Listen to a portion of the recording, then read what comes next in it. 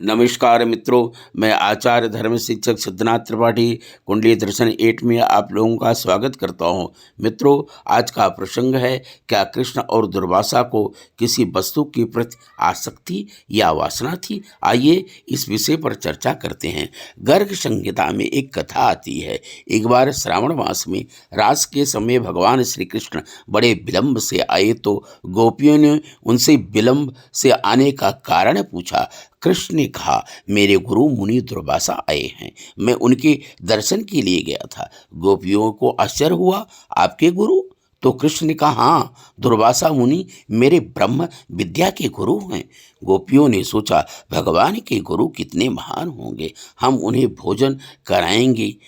कृष्ण ने कहा, मेरे गुरु भूख लगने पर दिन में एक ही बार दुर्वा का रस पीते हैं, भोजन नहीं करते हैं।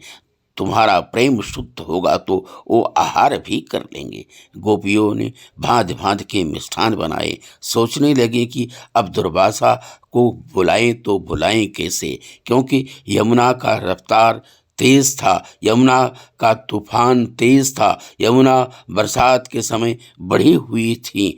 तो कृष्ण से पूछा कि मैं दुर्वासा मुनि के पास जाऊं तो जाऊं कैसे जाऊं, क्योंकि यमुना अपना वेग घटा नहीं रही हैं। कृष्ण ने कहा कि यमुना से जाकर के कहो, कृष्ण बाल ब्रह्मचारी हैं और बाल उपवासी हों तो हमें रास्ता दे दें।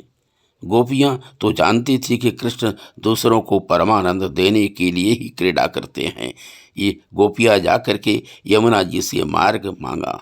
गोपियां आश्रम में आई और दुर्वासा से भोजन करने का आग्रह किया। दुर्वासा ने कहा, वैसे तो खाने की कोई इच्छा नहीं है, फिर भी तुम्हारी इच्छा ही है तो मेरे मुंह में ग्रास रखती जाओ। गोपियों ने जो कुछ खिलाया वह सब कुछ उनके पेट में चला गया। गोपियों ने सोचा कि ऋषि की संतान ये कैसे हैं ऋषि, जो इन्होंने जो कृष्ण ने कहा कि दुर्वा का रस ही पीते हैं, ये तो माखन मिश्री सब कुछ खा गए, ये कैसे ऋषि हैं? दुर्वासा फिर भी दुर्वासा से पूछा, आप को भूखे तो नहीं, आपने और कुछ खाना है? दुर्वासा ऋषि कहा, नहीं, मैं तो नित्य उपवासी हूँ, मैं तो कुछ खाता ही नहीं हूँ। मेरी बात अगर आपको अच्छी नहीं लगती हो, नहीं जचती हो, तो यमुना जी से जाके कहना, यदि दुर्वासा नित्य उपवासी हैं तो वह मुझे मार्ग दे दें।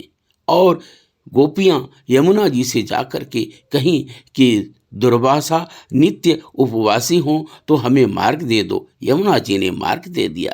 गोपियों ने श्री कृष्ण को आकर के सब हाल बताया। गुरु शिष्य दोनों बराबर के हैं। इतनी सारी रानियां होते हुए भी कृष्ण बाल ब्रह्मचारी हैं और मिष्ठान का ढेर डकार जाने वाले ऋषि दुर्वासा नित्य उपवासी हैं। यह कैसे ब्रह्मचारी हैं और यह कैसा उपवासी है?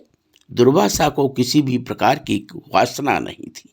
उन्होंने खाया तो बहुत, किंतु बिल्कुल स्वाद लिए बिना ही। खाने वाला और खिलाने वाला नारायण है। दुर्वासा की यह ब्रह्मोपासना, खाने वाला और खिलाने वाला ब्रह्म ही है, तो उन दुर्वासा की बात सच है कि वे नित्य उपवासी थे। कृष्ण और दुर्वासा को किसी भी वस्तु के प्रति कोई आसक्ति या वासना थी ही नहीं। सब कुछ भोग कर भी वो निष्कामी थे। श्री कृष्ण ने गृहस्थाश्रम और संन्यास आश्रम का समन्वय कर दिखाया, वे निष्काम ही है। श्री कृष्ण ने बतलाया कि मानव को, व्यक्ति को किसी वस्तु का अमल नहीं होना चाहिए। किसी वस्तु में वो अमल न करे तो सुखी रहेगा। ये कृष्ण संदेश है और यही बात सच है। मित्रों, अभी आप लोगों ने सुना कि क्या कृष्ण और दुर्वासा को किसी वस्तु के प्रति कोई आसक्ति या वासना थी? अच्छा लगा हो तो कुंडली दर्शन चैनल लाइक और सब्सक्राइब करें। धन्यवाद।